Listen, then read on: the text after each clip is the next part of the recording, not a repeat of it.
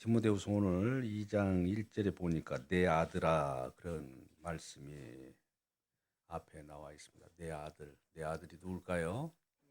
오늘 디모데후서니까 디모데를 향하여 사도 바울이 아들아라고 합니다. 어떻게 해서 아들이 되었습니까?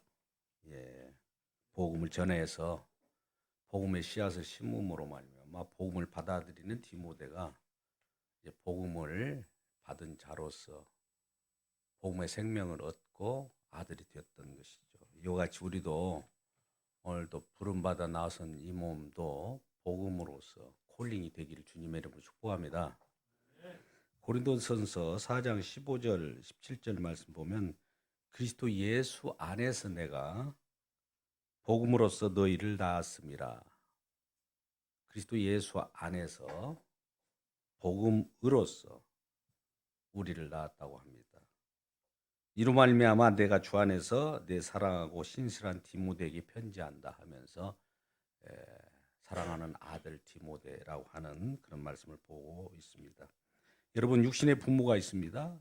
그리고 우리는 잘 돌보시는 육신의 부모를 잘 봉양하시고 공경하시길 주님의 이름으로 축복합니다.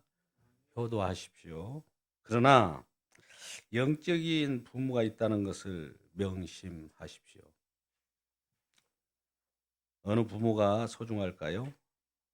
물론 다 소중합니다만 주님의 입장에서는 하나님 뜻을 이루는 그 일을 우리 주님께서 기뻐하시기 때문에 주님의 입장에서는 복음을 낳아준 영적인 부모가 더 중요합니다. 한마디로 주님의 피로 맺어진 관계이기 때문에 그래요. 주님의 열심, 주님의 일하심, 주님의 공로, 주님께서 그토록 피로 엮어준 관계이기 때문에 주님의 공로가 살아있기 때문에 그 영적인 부모가 더 중요한 것입니다. 그렇게 느끼지 못한다면 우리는 보통 사람이고 자연인, 불신자 같이 느껴질 겁니다. 우리는 마가복음 3장 33절에 보면 이런 말씀이 있어요. 누가 내 어머니며 동생들이냐. 예수님의 사역을 바라보면서 많은 소문들이 좋게도 들리지만은 좋지 않게 들리는 경우도 있습니다. 너무나 이 사역을 감당할 때에 귀신이 쫓겨나고 병든 자가 고침을 받고 이런 것은 좋은 것인데 어떤 자들은 그걸 시기하여 미쳤다라고 하는 거예요.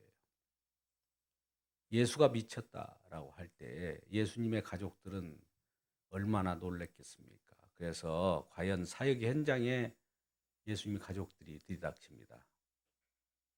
예수님의 어머니와 형제가. 그럴 때 이 예수님의 제자들이 예수님께 아련을 합니다. 어머니가 오셨고 아들이 왔습니다. 형제들이 왔습니다. 이렇게 하니까 누가 내 어머니요 내 형제요? 누가 내 어머니요 내 형제냐? 이렇게 아예 그 어머니 형제를 무시하는 듯한 말씀을 한 거예요. 그러면서 말씀하시기를 하나님의 뜻대로 행하는 자야야 형제요 하나님의 자매라는 거예요. 그러면서 제자들을 향하여 이렇게 가르치면서 내 형제, 내 어머니를 보라고 하는 거예요. 이런 말씀을 할 때 다들 이해가 가지 않잖아요. 예수님 이 땅에 왜 오셨어요? 이 땅에 혈통적인 관계를 더 증진시키러 오셨습니까? 아니면 하늘나라 시민권으로 하늘나라 세계 속에서 진정한 믿음의 가족을 만들려고 오셨겠습니까? 하늘 세계에 대한 말씀을 하신 거예요. 그래서 하나님의 뜻대로 행하여야 내 부모, 내 형제라고 하는 말씀은 하나님 뜻대로 행하는 자가 과연 있습니까? 이 땅에는 없어요. 그럼 형제 자매가 될 수가 없는 겁니다. 하나의 뜻대로 행하는 자는 예수님께서 하나님 뜻대로 화목제물이 되어 있어서 하나님 뜻을 이루셨어요. 할렐루야. 이 말씀을 잘 명심하시기 바랍니다. 하나님의 말씀을 우리가 직접 찍어서 말씀을 실행하고자 하면 다 걸러 넘어져요. 그러니까 주님께로 모시고 가시길 바랍니다. 뭐 주님이 하나님 뜻을 이루고 하나님의 그 본래의 원하는 대로 그 일을 이루시면 화목제물 되시는 것이 하나님 뜻이잖아요. 그 뜻을 이루는 가운데 그것을 믿는 자들이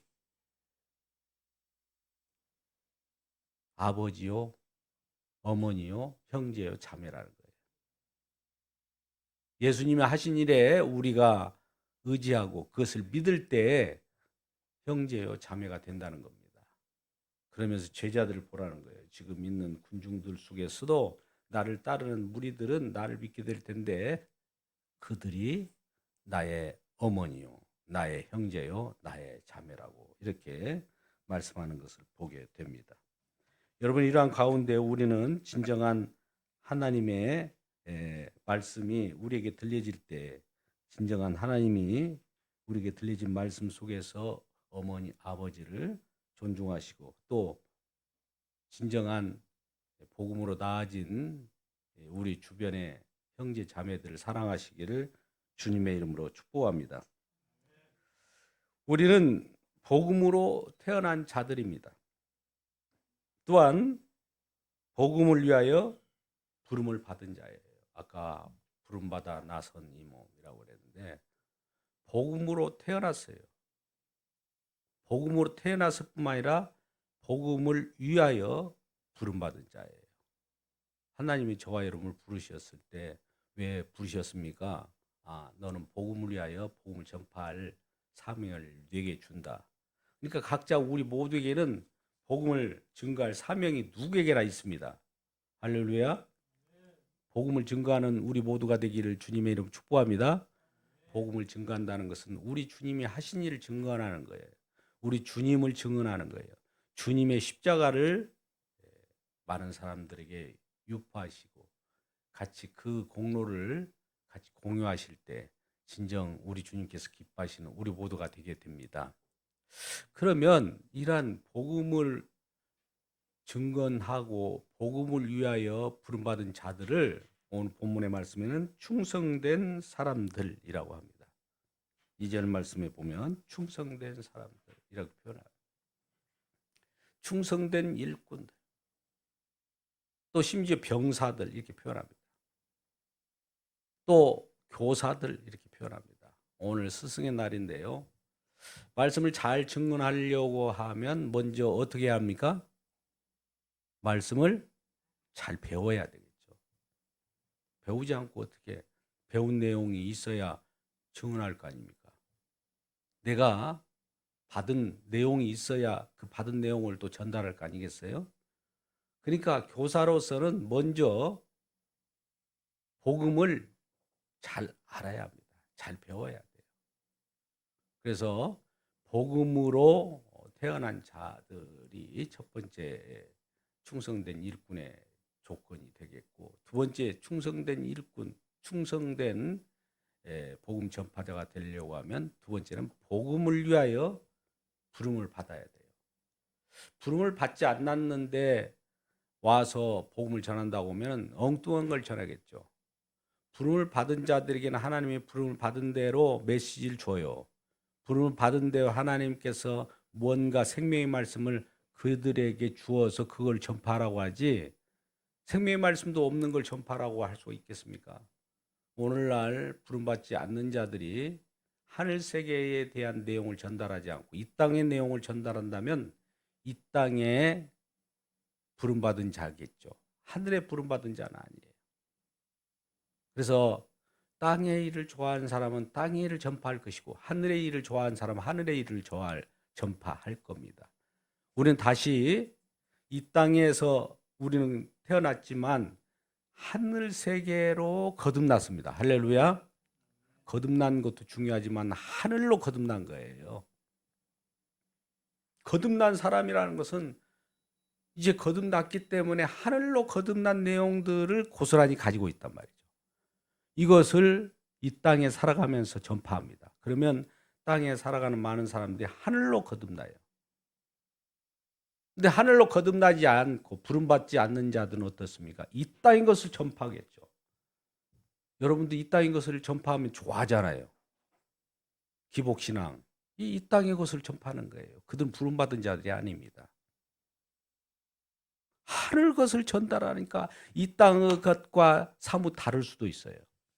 부딪힐 수 있어요. 거기서 여러 가지 충돌이 일어납니다. 이 충돌이 일어나는 것을 고난이라고 하는 거예요. 복음을 전할 때 고난이 일어나지 않는다는 것은 있을 수가 없는 거예요. 왜요? 이 땅에 있는 내용을 전달하지 않고 하늘에 있는 내용을 전달하기 때문에 이 땅에 살아가는 사람들이야 우리 이 땅의 것을 전달하지 않고 왜 하늘의 것을 전달하냐고 하면서 우리의 것과는 맞지 않는다고 하면서 거절을 하게 되어 있거든요. 그러나 하늘의 내용으로 하늘의 것으로 거듭난 사람들은 말씀을 잘 받게 되고 그러므로 하늘의 것으로 태어난 사람들은 하늘을 위하여 부름받았고 하늘을 전달하는 겁니다. 그래서 하늘의 전파다가 되는 저와 여러분의 되기를 주님의 이름으로 축복합니다. 하늘의 언어를 이제 사용하게 돼요. 하늘의 언어가 뭡니까? 십자가입니다. 하늘의 언어는 이 땅에 접촉되는 시점이 십자가이기 때문에 하늘의 언어는 십자가로만 증언되게 되어 있어요. 예수로만 증언되게 되어 있어요. 진리로만 증언되게 되어 있어요. 생명으로만 증언되게 되어 있어요. 하늘과 이 땅을 연결하는 길, 오직 한 길은 내가 길이요 진리요 생명 되신 예수님으로만 전파될 때 이게 하늘의 것으로 부름받은 자들입니다. 이러한 충성된 종들의 자격이 우리 모두에게 주어졌다는 사실을 기억하시길 주님의 이름으로 축복합니다. 그렇다면 하늘에 부름받은 하늘의 종으로 충성된 종으로 부름받은 자들에게 이러한 자격들이 있다고 하는데 그러한 자격을 다 주어졌는데 그 자격을 하나하나 몇 가지 나눠서 한번 살펴보도록 하죠. 하늘의 자격이 주어진 사람들의 특징이 무엇일까? 첫 번째는 교사의 리더십입니다. 교사의 리더십. 오늘 2절 말씀. 또 내가 많은 증인 앞에서 내게 들은 바를 충성된 사람들에게 부탁하라. 그들이 또 다른 사람들을 가르칠 수 있으리라. 자, 내가 많은 사람들에게 증인 앞에서 내게 들은 바를 충성된 사람들에게 부탁하라. 내게 들은 바가 있어요. 지금 사도 바울은 내게 들은 바가 있지 않느냐. 내게 들은 바가 뭐예요? 복음이에요. 복음을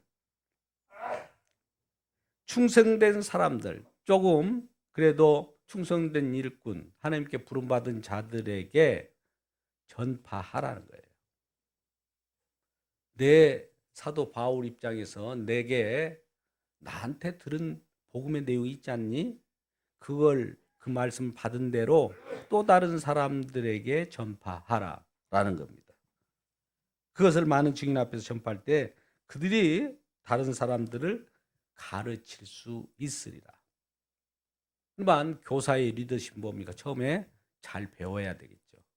잘 배우시기를 주님의 이름으로 축복합니다. 잘 배워야 돼요. 배울 생각 않고 있으면 안 돼요. 다 안다고 생각하면 안 돼요. 배우면 내게 들은 바를 배우면 받은 대로 그대로 전하게 되는 거예요. 거기에 다른 걸 섞여 넣을 필요가 없어요. 교사의 많은 부분들이 어려움이 뭐냐면은 누구나 스승되지 말라, 선생되지 말라고 하는 것은 그릇된 것을 전파하기 때문에 그래요. 스승된 자로서 다른 것을 전파하면 배나 심판을 받게 됩니다. 그러니까 스승된 자들은 더 하나님 말씀에 더 고귀한 말씀에 순수한 그 말씀에 오염되지 않는 그 말씀 그대로 전파돼야 돼요. 거기서 다른 것을 섞여 넣으면 오염된 말씀이 되고 사람을 살리는 말씀이 아니라 죽이는 말씀이기 때문에 그렇습니다. 교사의 리더십은 이와 같은 거예요. 또 교사는 우리가 에베소서 4장 11절 12절 말씀 보면 내가 목사와 교사로 세웠으니, 이 말씀에 목사와 교사로 세웠다는 말은 목사나 교사나 같은 내용인데요. 왜 세웠습니까? 성도를 온전하게 하고 또 봉사의 길을 하게 하고 교회를 세우려고 하십니다. 이렇게 돼 있어요. 에베소 4장 11절 말씀에 보면요. 교사를 세우는 목적은 성도를 온전하게 한다는 거예요. 성도들이 온전치 못하기 때문에 온전하게 옆에서 받쳐주고, 교사의 역할은 그런 성도들이 불편하고 어려울 때 그들을 편하게 해주고, 그들이 어려워할 때 그 어려움을 해소시켜주는 그 역할을 할 뿐만 아니라 봉사의 일을 한다는 거예요. 봉사는 뭡니까? 여러분 잘 아시죠? 봉사라는 건 뭡니까? 서비스 한다는 거죠. 남들이 싫어하는 것 같지만 그 마음 속에 있는 그 우리들에게 주어진 하나님 주신 그 사랑이 있잖아요. 그걸 전달해서 서비스하는 거예요. 그러면서 교회가 세워지는 거예요. 교회라는 것은 몸의 지체이지 않습니까? 몸의 지체로 저와 여러분이 이미 지체로서 구원받았어요. 주님의 몸으로 구원받은 거예요. 몸의 지체가 된 거예요.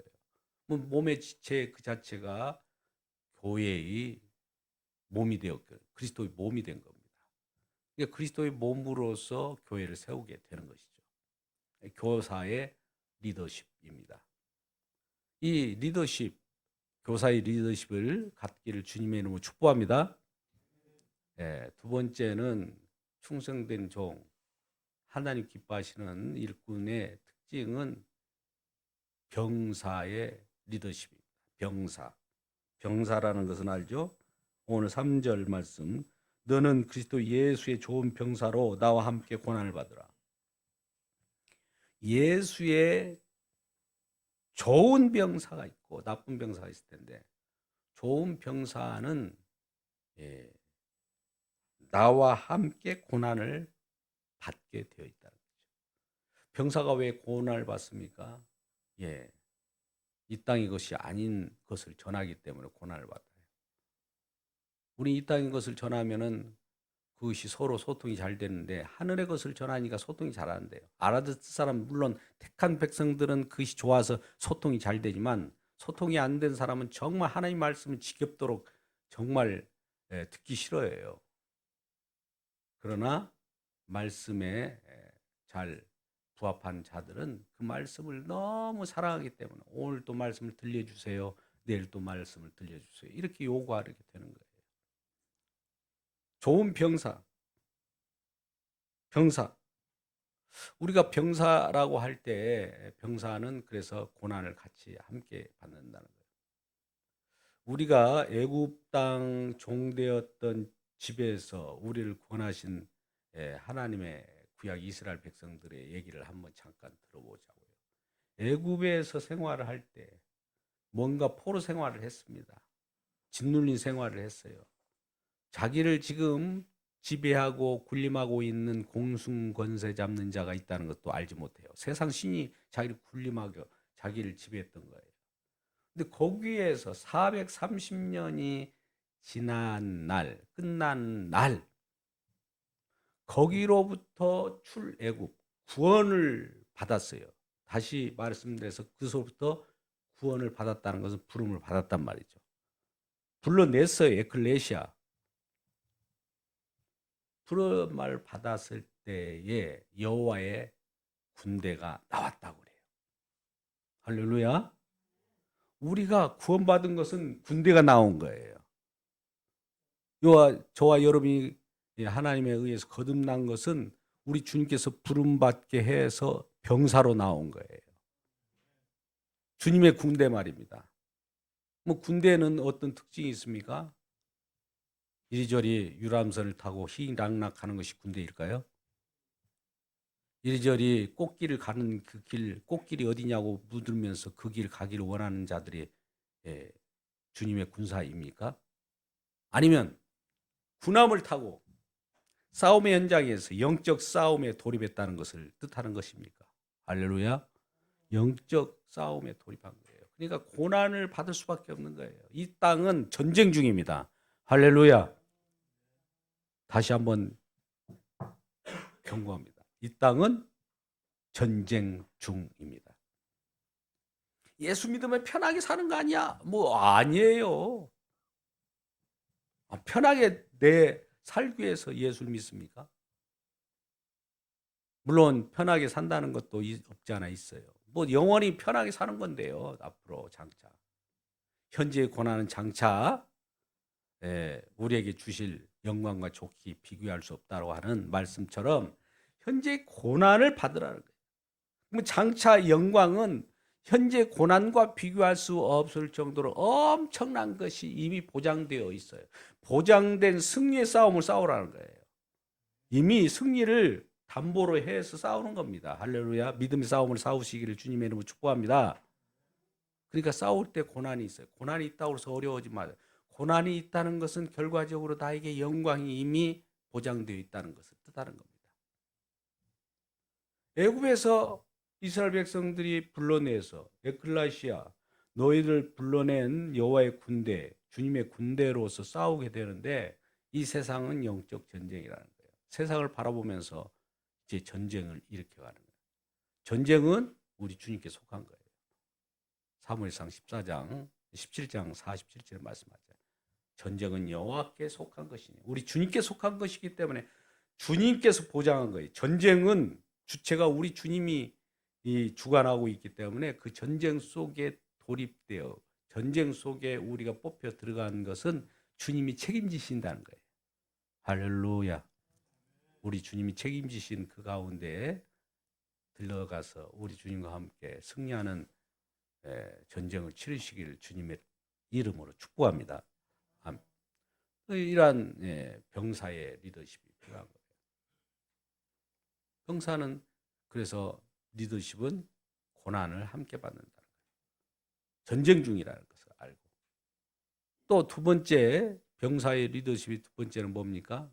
같이 읽을까요? 4절입니다. 병사로 복무하는 자는 자기 생활에 얽매이는 자가 하나도 없나니 이는 병사로 모집한 자를 기쁘게 하려 함이라. 아멘. 병사로 복무하는 자는 자기 생활에 얽매이는 자가 없대요. 병사로 모집한 자를 기쁘시게 하기 위해 뭔가 병사를 모집한 자가 있어요. 내가 너를 불러서 내가 병사로 쓸 거야 하면은 이 병사가 그렇게 부름받아 나왔다면 자기 생활에 얽매일 수 있을까요? 없을까요? 얽매일 수 있어요? 없어요? 근데 얽매이잖아요. 이렇게 옆으로 찌겨버리니. 병사로 부름받은 자는 자기 일에 얽매이지 않는다고 돼 있는데 얽매이잖아요. 우리 생각해 볼 문제예요. 뽑혀왔는데 뽑혀온 그 일을 하기 위하여 뽑혀왔는데 그 일이 주어질 거 아니에요. 그는 뽑아온 사람, 모집한 자의 뜻이 있을 거 아니에요. 그것을 이루기 위한 것을 모집한 자를 기쁘게 한 거거든요.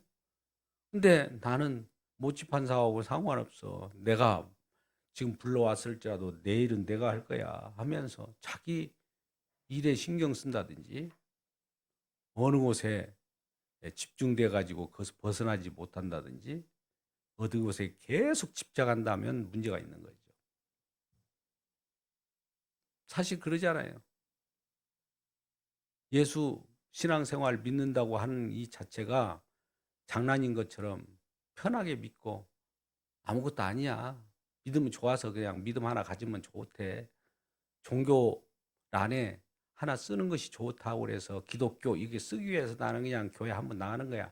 이렇다면은 이건 본질이 완전히 훼손돼 버린 거예요. 분명한 목적이 있어요. 저와 여러분을 구원한 목적이 있다고요. 구원으로 끝나는 것이 아니라 구원한 저와 여러분을 통해서 구원하신 그분의 이름을 드높이고 그분을 널리 찬양하고 그분을 만방에 선포하기 위하여 부른 거예요. 뭐 부름받은 저와 여러분은 누구를 선전해야 되겠습니까? 예수 그리스도. 근데 누구를 선전해요? 내가 그동안에 한 주간 일했던 일들 온갖 얘기들 들어보면 막 이것저것 얘기하는데 주님 얘기 나오는 경우는 별로 없더라고. 왜 그럴까요? 자기 일에 얽매였기 때문에 그래요. 이런 부분들이 왜 내가 누구를 위하여 사는지도 모르고 난 나를 위하여 살기 위해 존재해. 이래버리면은 주님을 위하여 주님께서 우리를 구원하신 목적을 이루지 못하잖아요. 주님께서 우리를 모집했는데 모집한 자의 뜻을 이루지 못하고 모집한 자들이 모아놓고는 정말 좀 한심하다고 할 거 아니에요. 어떻게 보면 오합지졸 병정들 모아놓고 병정 노름이나 하는 그런 꼴밖에 안 되지 않습니까? 진정으로 군대라면 군대답게 영적 싸움에 몰입해서 이제는 하나님의 영광을 위하여 싸우는 저와 여러분 되시길 주님의 이름 축복합니다. 우리의 싸움은 혈과 육에 대한 것이 아니요. 에베소서 6장 12절에 그렇게 말씀하고 있어요. 그러면 뭐가 싸웁니까? 세상 주관자들과 권세자라고 정사와 권세 보이지 않는 세상 권세들이 있어요. 그들과 싸움이다. 그래서 그 싸우려고 하면은 무장된 무기가 필요할 거 아니에요. 우리는 뭘로 싸웁니까? 우리 스스로의 능력으로 싸웁니까? 아니면 주님께서 공급하신 힘과 능력이 있습니까? 주님과 공급하시는 힘과 능력이 있어요. 그러니까 우리의 리더십 이건 교사의 리더십과 병사의 리더십이 필요한데 이런 리더십을 우리에게 주어졌어요 이미. 그래서 그 리더십의 원천이 어디서 왔느냐? 리더십 원천이라는 것은 우리가 그러면 그런 무엇을 가지고 싸우게 되느냐? 우리 힘으로 싸웁니까? 라고 물는다면 아니야.